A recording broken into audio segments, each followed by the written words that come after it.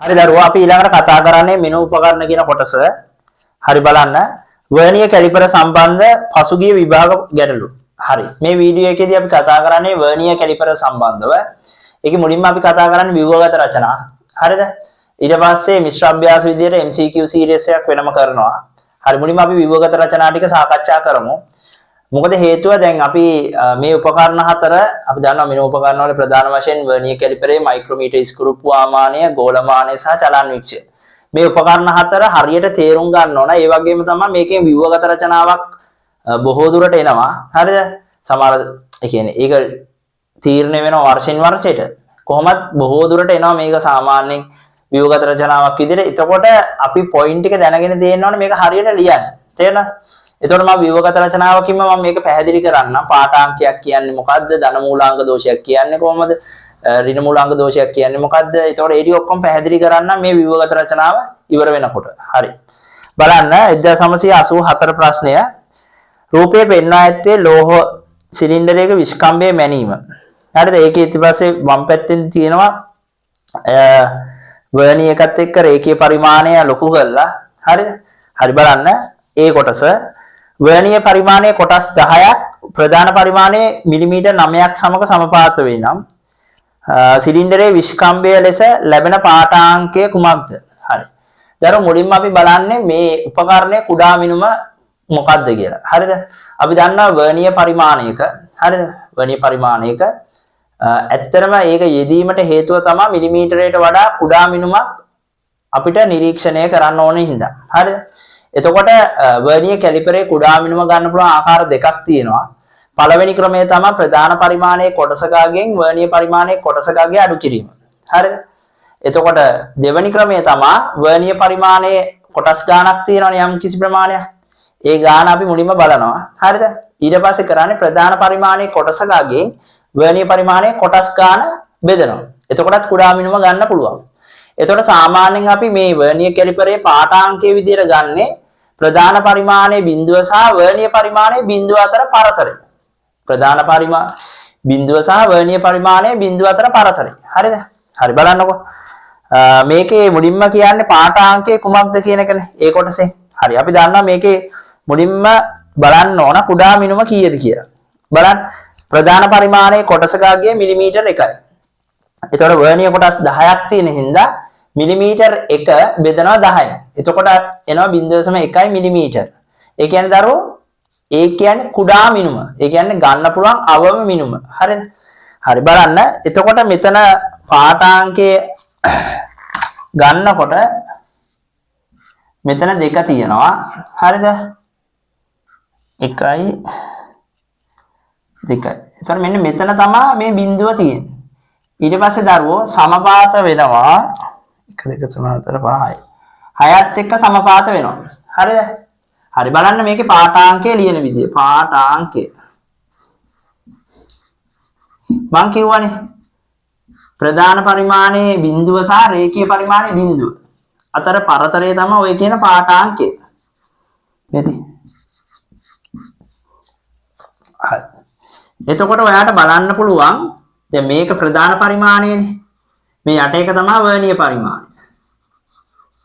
තේරුණාද? උඩ ප්‍රධාන පරිමාණය යට තියෙන වර්නියර් පරිමාණය. එතකොට දරුවෝ ප්‍රධාන පරිමාණය මෙතනට වෙනකම් මනින්න පුළුවන්. මෙතන කියන්නේ 21 මිලිමීටර වෙනකම් මනින්න පුළුවන්. හැබැයි මේ 21යි බිඳුවයි අතර පොඩි පරතරයක් තියෙනවා නේද? ඒ ප්‍රමාණය ගන්න වර්නියර් එකේ. වර්නියර් එකේ සමපාතලා තියෙන 6ත් එක්කනේ. එහෙනම් 6 වැඩි කරනවා කුඩා මිනුමේ 0.1 මිලිමීටර. එතකොට දරුවෝ අවසාන පාඨාංකය එනවා 21.6යි මිලිමීටර. වැඩේ පැහැදිලිද? ඔහොම තමයි පාඨාංකය ලබා ගන්න. මුලින්ම ප්‍රධාන පරිමාණයේ අගය ගන්නවා. ඒක කියවන්න පුළුවන් අගය ගන්නවා. ඒ කියන්නේ දරුවෝ දැන් මෙතන 21යි 22යි අතරනේ. එතකොට මෙහා කියන්නේ බිඳුව පැත්තේ. තියෙන එක තමයි අපි ගන්න. ඒ කියන්නේ 21. තේරුණාද? ඊට පස්සේ මේ චූටි වෙනසක් තියෙනවානේ. ඔය වෙනස ගන්න මේකේ. වර්නියර් එකේ. වැඩේ පැහැදිලිද? ඉතින් B කොටස බලන්න. ඒකේ කියලා තියෙනවා වඩා නිවැරදි මිනුම් උපකරණයක. වර්නියර් එකේ කොටස් 50ක් තියෙනවලු. ප්‍රධාන පරිමාණයේ අර්ධ මිලිමීටර් 99ක් සමග සමපාත කරනවලු. මෙම උපකරණය කුඩා මිනුම කීයද අහනවා. දැන් මේක දෙවෙනි ක්‍රමයෙන් හදනවා නම් ගොඩක් ලේසි. අපි දන්නවා දරුවෝ මිලිමීටර් භාගය හරිද මිලිමීටර් භාගය අපි දන්නා ප්‍රධාන පරිමාණයේ කොටසක අගය නේ මිලිමීටර් භාගයනේ. එතකොට මිලිමීටර් භාගය අරගෙන අපි බෙදනවා වර්ණීය කොටස් ගණන 50න්. ඒ කියන්නේ දරුවෝ දැන් මේ දෙක වැඩි කරනවා 50න්. එතකොට ඇයි හරස් ගුණිතයක් විදිහට. එතකොට එක බෙදීම 100 මිලිමීටර. ඒ කියන්නේ දරුවෝ 0.01 මිලිමීටර. තේරුණා නැද්ද? වැඩේ පැහැදිලිද? තේරුණාද? එතකොට අපි ගත්තාම මේ A කොටස මේ A කොටසේ පිළිතුර හරිද? මේ B කොටසේ පිළිතුර හරිද? 0.01 මිලිමීටර. හරිද? ගත්තේ කොහමද? ප්‍රධාන පරිමාණයේ කොටසකගේ බෙදනා වර්ණීය කොටස් ගණන. හරි? හරි. ඊළඟට අපි යන් C කොටසට. ඊට පස්සේ දීලා තියෙනවා යම්කිසි උපකරණයක්. මේ උපකරණයම තමයි. මේ උපකරණයම මේ පාඨාංගගත උපකරණයම දැන් සිලින්ඩරේ අයින් කරලා හණු දෙක ස්පර්ශ කරනවා. ඒ කියන්නේ මූලාංක දෝෂයක් තියෙනවද නැද්ද කියලා බලන්න. හැබැයි හොඳට මතක තියාගන්න යම්කිසි උපකරණයකින් පාඨාංකයක් ගන්න කලින් තමයි බලන්නේ මූලාංක දෝෂයක් තියෙනවද නැද්ද කියලා. මුලින්ම කුඩා මිනුම ඊට පස්සේ දෝෂය. හරිද? දෝෂය ගන්නවා ධන මූලාංක දෝෂයක්ද ඍණ මූලාංක දෝෂයක්ද කියලා. ධන මූලාංක දෝෂයක් නම් ඍණ මූලාංක ශෝධනයක් කරනවා. ශෝධනයක් කරනවා කියන්නේ අවසාන පාඨාංකේ දෝෂය අඩු කරනවා. හරිද? එතකොට ඍණ මූලාංක දෝෂයක් නම් තියෙන්නේ ඍණ මූලාංක දෝෂයක් ධන මූලාංක ශෝධනයක් කරනවා. ඒ කියන්නේ අවසාන පාඨාංකයට එකතු කරනවා. හරිද? ඒක මේ දෙකේම තියෙනවා. මේ C එකේ තියෙන ධන මූලාංක දෝෂයක් D එකේ තියෙන ඍණ මූලාංක දෝෂයක්. තේරෙනවද? දැන් ධන මූලාංක දෝෂයක් තියෙන එක හඳුනා ගන්න පුළුවන්. දැන් මේක බැලුවහම ඔයාලට පේනවා මෙතන බිඳුව තියෙනවා. මෙන්න මේ හරිය තමයි බිඳුව තියෙන්නේ. එතකොට දරුවෝ සමපාත වෙලා තියෙනවා. ප්‍රධාන පරිමාණයේ කොටස් ගත්තොත් 1 2 3 4. මෙතන 4. වර්ණීය එක ගත්තොත් 1 2 3 4. ඒකත් 4. හරිද? එතකොට දරුවෝ දෝෂය කියන්නේ මේ චූටි ප්‍රමාණය. තේරෙනවද? හණු දෙක ස්පර්ශ කරාම මේ හණු හරිනම් මේ වර්ණීය එකනේ. මේ යට තියෙන වර්ණීය එකනේ. වර්ණීය එක එන්න ඕනේ මේ බිඳුවයි සමපාත වෙන්න. තේරෙනවද? එතකොට අපි කියනවා මූලාංක දෝෂයක් නැහැ කියලා. එහෙම වෙන්නේ නැහැනේ මේක. දැන් මේ තව එන්න පුළුවන්. ඒ කියන්නේ අර කණු දෙක අතර මොන හරි රැඳිලා තියෙනවා. තේරෙනවද? එතකොට දරුවෝ මෙතන ධන මූලාංක දෝෂයක්නේ. ධන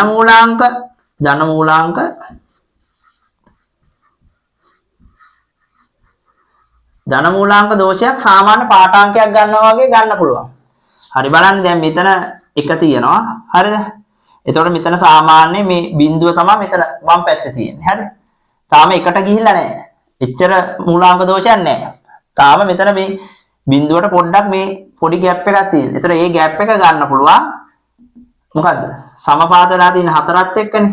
එහෙනම් 4 වැඩි කරනවා කුඩා මිනුමින්. එතකොට එනවා 0.4 මිලිමීටර. ඒ මූලාංක දෝෂය, ධන මූලාංක දෝෂය. දැන් මෙතන කියනවා නිවැරදි කරන ලද අගය සොයන්න. ඒකත් ඕනලු. එහෙනම් අපි ගත්තොත් නිවැරදි කරන ලද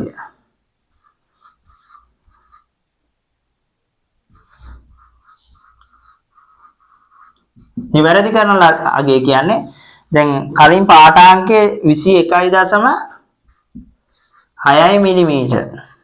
ඒකෙන් අඩු කරන්න ඕන 0.4 මිලිමීටර. එතකොට අවසාන පාඨාංකයේ 21.2 මිලිමීටර. වැඩේ පැහැදිලිද? එතකොට මේ කිව්වේ C කොටස. තේරුණාද? මේක තමයි ධන මූලාංක දෝෂය. ධන මූලාංක දෝෂයන් නා ඍණ මූලාංක ශෝධනයක් කරනවා. ඍණ මූලාංක ශෝධනයක් කියන්නේ අවසාන පාඨාංකෙන් අඩු කරනවා.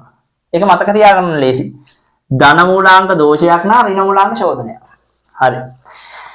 ඊළඟට අපි කතා කරන්නේ D කොටස. සමහර කැලිපරවල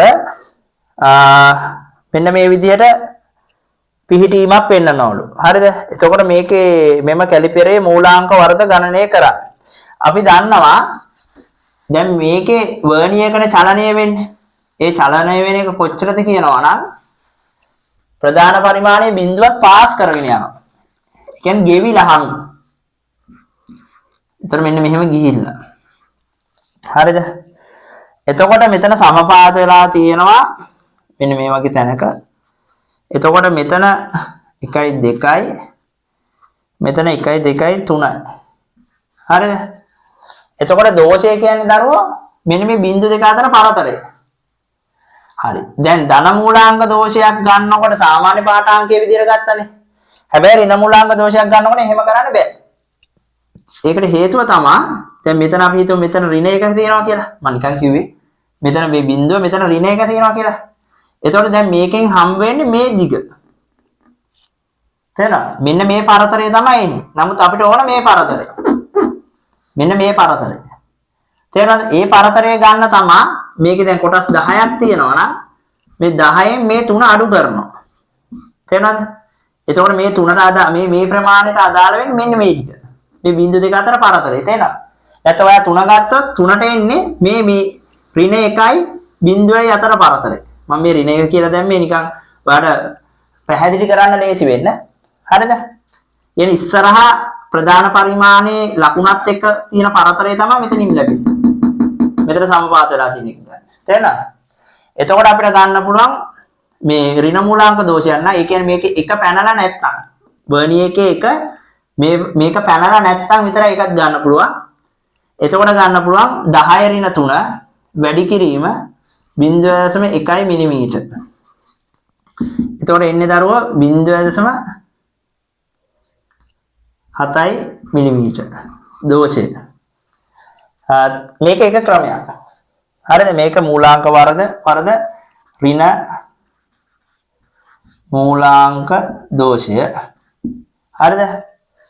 මේක මේ විදිහට ගන්න පුළුවන්. කැමති නම් ගන්න. මේ දුර x කියලා හිතන්න. මේ දුර y කියලා හිතන්න. එතකොට මේකේ x දුරෙන් y දුර අඩු කරන්න. එතකොට එන්නේ කෙලින්ම මේ ටික නේද?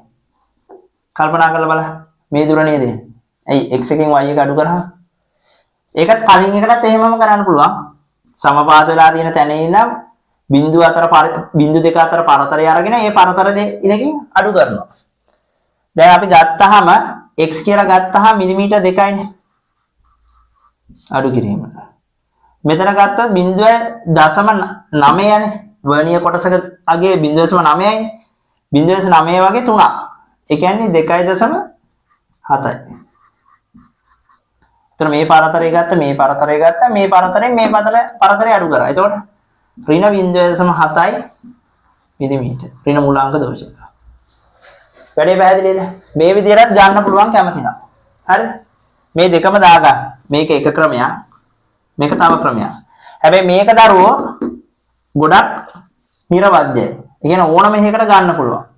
දැන් මෙතන එක තියෙනවානේ. වර්නිය එකේ එක තියෙනවානේ මෙතන. මෙතන එක. ඒක පැනලා තිබ්බොත් මේ විදිහට හදන්න බෑ. මේ විදිහට තමයි හදන්න පුළුවන්. ඒකයි. හරි? හරි. ඒක දාගන්න.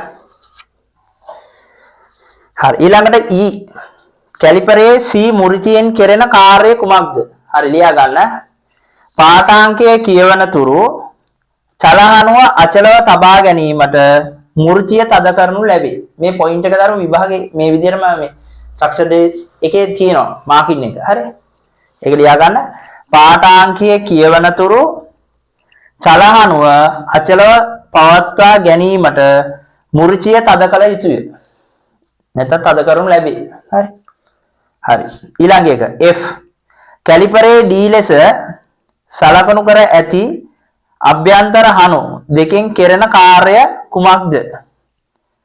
හරි දරුවෝ. ඒකෙන් සාමාන්‍යයෙන් ගන්න පුළුවන් අභ්‍යන්තර විස්කම්භය. හරිද? දැන් මාකින් එකේ දීලා තියෙන මෙන්න මෙහෙම පරීක්ෂණ නලයක අභ්‍යන්තර විස්කම්භය මැනීම. කැමති නම් එහෙම ලියා ගන්න. නැත්නම් අභ්‍යන්තර විස්කම්භයක් මැනීම කියලා ලිව්වත් අවුලක් නැහැ. හරි? හරි. D කියන්නේ දරුවෝ අභ්‍යන්තර හනුනේ. හරි. G බලන්න නිෂ්පාදකයාගේ අත් පොතේ පෙන්වා ඇති ආකාරයට කම්බියක විස්කම්භය 0.1.8 මිලිමීටර වේ. මෙම අගයේ නිර්වද්‍යතාවය සෙවීම සඳහා මෙම ප්‍රශ්නයේ ප්‍රථම රූපයේ ඇති කැලිපරය භාවිතා කළ නොහැක. එයට හේතුව දක්වන්න. හොඳට මතක තියාගන්න. අපි දැන් ගත්තොත් කුඩා මිනුමේ තියෙන්නේ දශම ස්ථාන එකක්. මේකේ දශම ස්ථාන දෙකක් තියෙනවා. 0.1.8යිනේ. එතකොට මේක මනිනවා නම් අනිවාර්යයෙන්ම මොකද වෙන්න ඕන? දශම ස්ථාන දෙකක් තියෙන්න ඕන කුඩා මිනුමට. මේකේ දශම ස්ථාන එකයිනේ. තේරෙනවද? එතකොට ලියා ගන්න මිලිමීටර් වලින් මේ විදිහටම ලියා ගන්න. මිලිමීටර් වලින් මනින ලද විට මිලිමීටර් වලින් මනින ලද විට දෙවන දශම ස්ථානය ලබාගත නොහැක. දෙවන දශම ස්ථානය ලබාගත නොහැක. ඕක තමයි දරුවෝ මාකින් එකේ දීලා තියෙන්නේ. හරි? හරි. අපි කතා කරා හොඳ ව්‍යුහගත රචනාවක්. ඒකේ ධන මූලාංක දෝෂය, ඍණ මූලාංක දෝෂය දෙකම තියෙනවා. හොඳ රචනා ප්‍රශ්නයක්. මේ ව්‍යුහගත රචනා ප්‍රශ්නයක්. හරිද? ඊට පස්සේ අපි කතා කරන්නේ 2014. මේකත් හොඳ ප්‍රශ්නයක්. හරි? හරි. මේ දැන් දීලා තියෙනවා සිලින්ඩරාකාර වාදනයක්. මිනෝපකරණ දීලා තියෙනවා වර්නියර් කැලිපරේ සහ ඉලෙක්ට්‍රොනික තුලාවක්. හරිද? එතකොට මේකේ කියන්නේ ඒ කොටස බලන්න. මිනුමක් ගැනීම සඳහා වර්නියර් කැලිපරයක් භාවිතා කිරීමට පෙර ඔබ විසින් ගත යුතු ප්‍රථම පියවර කුමක්ද? මොකද්ද බං ගන්න? වර්නියර් කැලිපරේ මූලාංක දෝෂයක් තිබේදයි පරීක්ෂා කිරීම. ලියගන්න. මුලින්ම ගන්න වර්නියර් කැලිපරේ මූලාංක දෝෂයක් තියනවද නැද්ද කියලා හොයනවා. තේරෙනවද? ප්‍රථම පියවර වර්නියර් කැලිපරේ මූලාංක දෝෂයක් තිබේදයි පරීක්ෂා කිරීම. හරි. හරි. ඊළඟ එක B. භාජනයේ සාදා ඇති ද්‍රව්‍යයේ ඝනත්වයේ D සඳහා ප්‍රකාශනයක් ද්‍රව්‍යයේ පරිමාව V සහ ස්කන්ධයේ කැපිටල් M යන පද ඇසුරෙන් ලියන්න. එතකොට දරුවෝ ඝනත්වයේ සමානයි ස්කන්ධයේ බෙදීම පරිමාවනේ. එතකොට ලියන්න පුළුවන් D සමානයි කැපිටල් M බෙදීම කැපිටල් V. හරි. ඊට පස්සේ C. භාජනයේ බාහිර විස්කම්භය සහ අභ්‍යන්තර විස්කම්භය යන මිනුම් දෙකට අමතරව ද්‍රව්‍යයේ පරිමාව නිර්ණය කිරීම සඳහා වර්නියර් කැලිපරය භාවිතයෙන් ඔබ ලබා ගන්නා අනෙක් මිනුම් සඳහන් කරන්න. පරිමාව නිර්ණය කිරීම සඳහා වර්නියර් කැලිපරය භාවිත කරන අනෙක් මිනුම්. මුලින්ම අපි ගන්න ඕන මූලාංක දෝෂයක් තියෙනවද කියලා. දැන් ලියා ගන්න පළවෙනි එක මූලාංක දෝෂය.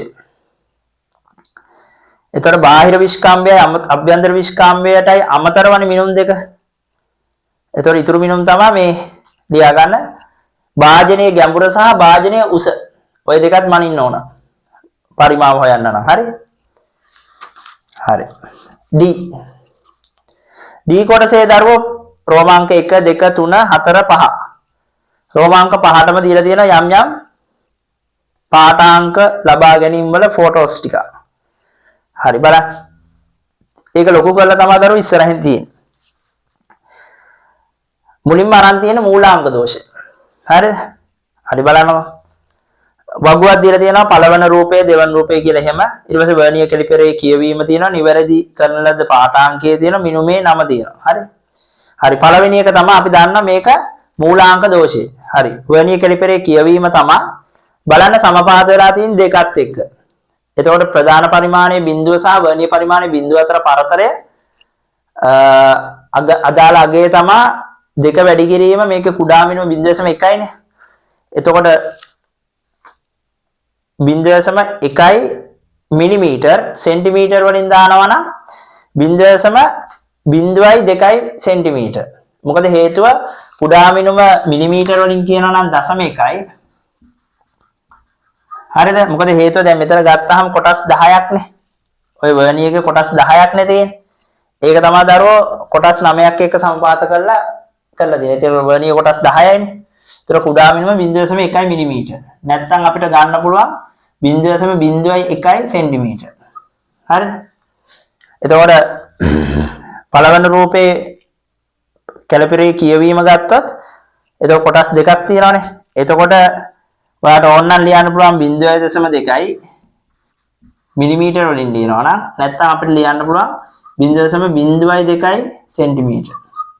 ඔය විදිහට ලියන්නත් පුළුවන්. හරිද? ඒතර මිනුමේ නම තමයි මූලාංග දෝෂය. හරි. ඊට පස්සේ දරුවෝ දැන් අපි දන්න දෝෂය. මේක තමයි දෝෂය. හරි. ඊළඟට අපි බලමු පාඨාංකය. ඔයා බලන්න ඔතන ප්‍රධාන පරිමාණයේ 2.1 සෙන්ටිමීටර අතර තමයි මේ බිඳුව තියෙන්නේ. වර්ණියකේ බිඳුව තියෙන්නේ. හරිද?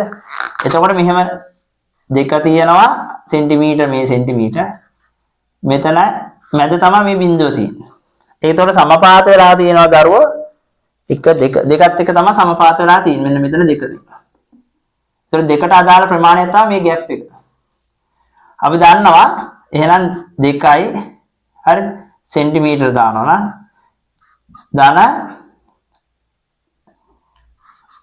සමපාත වෙලා තියෙන දෙකත් එක්කනේ. දෙක වැඩි කිරීම කුඩා මිනුම එහෙනම් සෙන්ටිමීටර වලින්ම දෙන්න ඕන. 0.1 සෙන්ටිමීටර.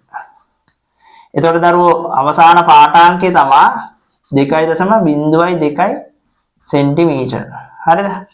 ඊට පස්සේ නිවැරදි කරන ලද පාඨාංකය කියන්නේ අපි දන්නවා මේක ධන මූලාංක දෝෂයන්නේ. ඒතර ධන මූලාංක දෝෂය අඩු කරන්න ඕන. එහෙම අඩු කරාම එන්නේ මේකෙන් අඩු කරන්න ඕන. අඩු කරාම එන්නේ දරුවෝ මම මේක මේ පැත්තෙන් තියන්න. 2.0 සෙන්ටිමීටර. එතකොට ළමෙක් අහන්න පුළුවන් මෙතන දශම ස්ථාන දෙක දාන්න අත්‍යවශ්‍යද? ඔව්.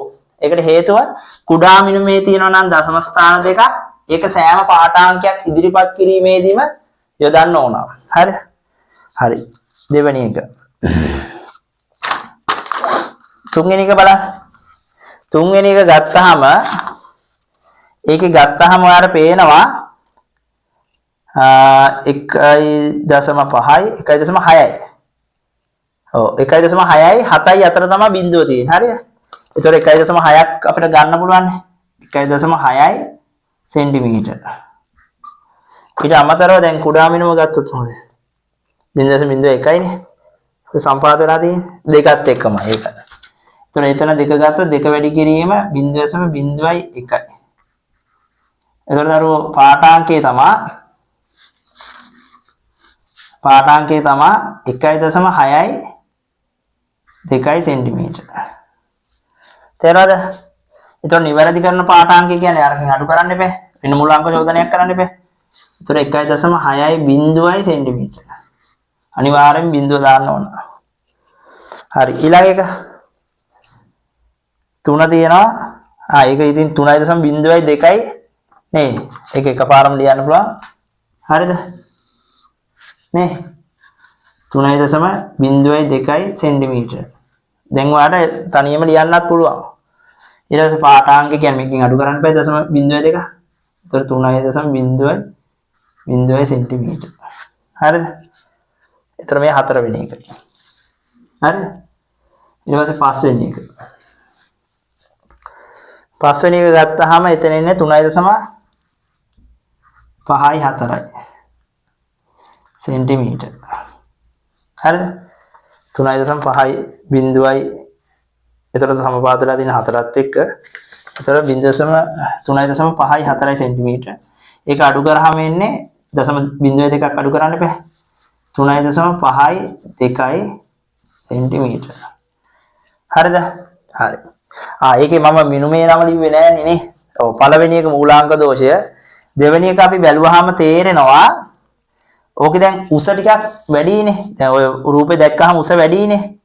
ඒතකොට බාහිර හානු වලින් ගන්න පුළුවන් බාහිර විස්කම්භයයි උසයි විතරයි.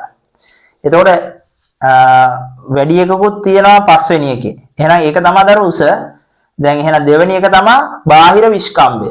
හරිද? තුන්වෙනි එක නම් අභ්‍යන්තර විස්කම්භය. අරය කියන්න බෑ. අරය ගන්න බෑ. අරය පාඨාංකයක් විදිහට ගන්න බෑ. නමුත් අරය ගන්න පුළුවන් දෙකට බෙදලා. හරි? පාඨාංකයක් විදිහට ගන්න බෑ. එතකොට තුන්වෙනි එක අභ්‍යන්තර විස්කම්භය, හතරවෙනි එක ගැඹුර, පස්වෙනි එක උස. මොකද කූර භාවිතා කරන්නේ ගැඹුර මනින් නේද? හතරවෙනි එක ගැඹුර, පස්වෙනි එක උස. හරි. ඊට පස්සේ E කියනවා x1 x2 x3 x4 කියන පාඨාංක අරගෙන V සඳහා ප්‍රකාශනයක් ගන්නවා. හරි. දරුවෝ අපි දන්නවා ඔතන සිලින්ඩර් දෙකක් නේ තියෙන්නේ. තේරෙනවද? ඒ කියන්නේ දැන් මෙහෙම ගත්තාම බාහිරව මෙහෙම සිලින්ඩරයක් තියෙනවා. ඕක නිකන් තව සිලින්ඩරයක් කපලා වගේ නේ තියෙන්නේ. විදලා වගේ නේ. එහෙනම් මේ බාහිර සිලින්ඩරෙන් අභ්‍යන්තර සිලින්ඩරය අඩු කරොත් මේකේ පරිමාව වෙනවනේ. මේ තියෙන ද්‍රව්‍ය පරිමාව. ඒකේ පැයි ඝනත්වය ගන්නකොට එහෙනම් අපිට ගන්න පුළුවන් බාහිර සිලින්ඩරේ පරිමාව ගත්තොත් අපි ගත්ත 5 බාහිර සිලින්ඩරේ පරිමාව එතකොට ගන්න ඕන බාහිර විස්කම්භය x1. x1 බෙදීම 2 ඒකේ වර්ගය. ඒ 5r වර්ගයනේ. ඊට පස්සේ උස ගන්නවා. උස දරුවෝ මේකේ x4.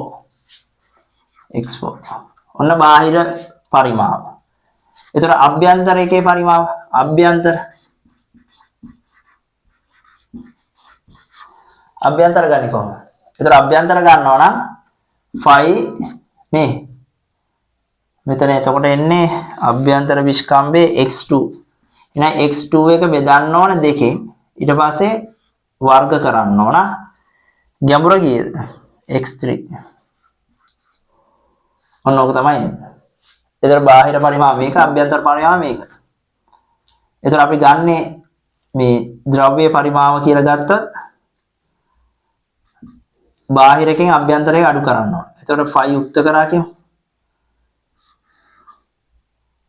x1 බෙදීම 2 වර්ගය x4 ඍණ මේක 5 යුක්ත වෙනවනේ එළියට එනවා.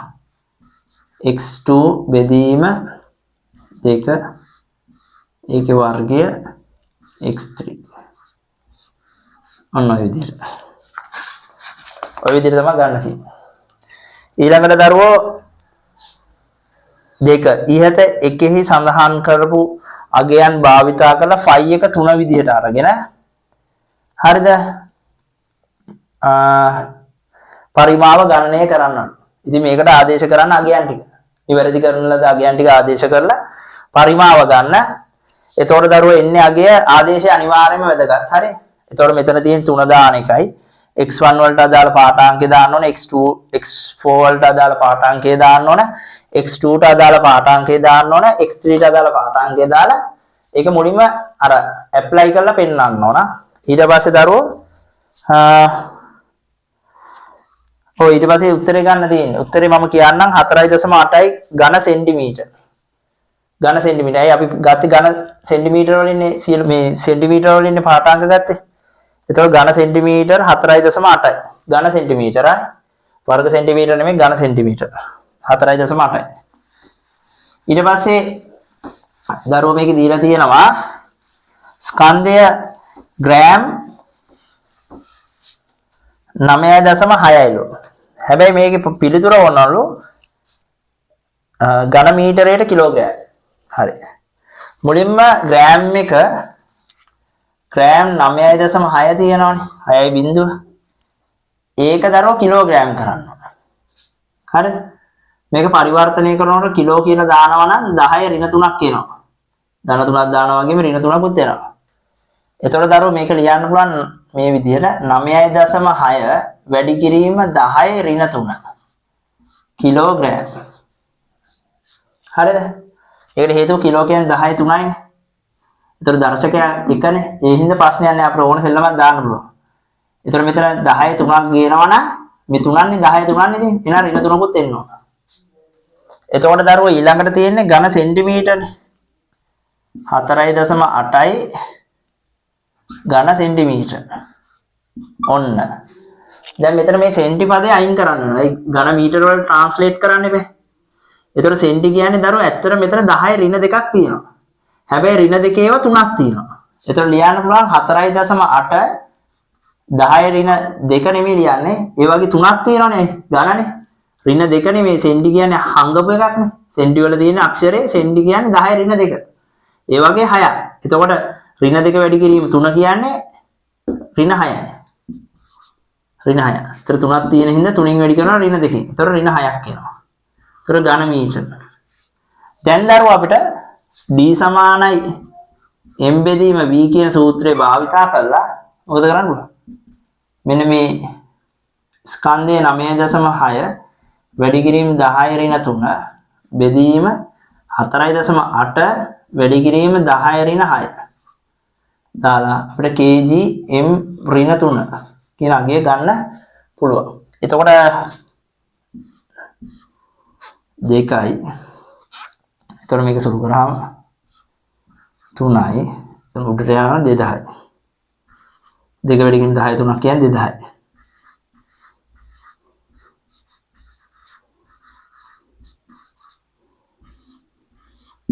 වැඩේ පැහැදිලිද නැද්ද? තේරුණානේ? අපි මේ කොටසේදී කතා කරේ වර්නියර් කැලිපරේ දැන්ට විභාගයේ ඇවිල්ලා තියෙන හොඳම ව්‍යුහගත රචනා දෙක. හරිද? මේක හරියට බලන්න. තේරෙන්නේ නැත්නම් දෙපාරක් විතර බලන්න. එතකොට ඔයාලට තේරෙයි මොකද්ද මේකේ වෙන්නේ කියන එක. ඕක තමන්ම තමයි අවබෝධ කරගන්න ඕන. හරි. එහෙනම් බුදුසන්නයි දෙපීටයි. අපි ඊළඟ වීඩියෝ එකේදී මයික්‍රෝමීටර්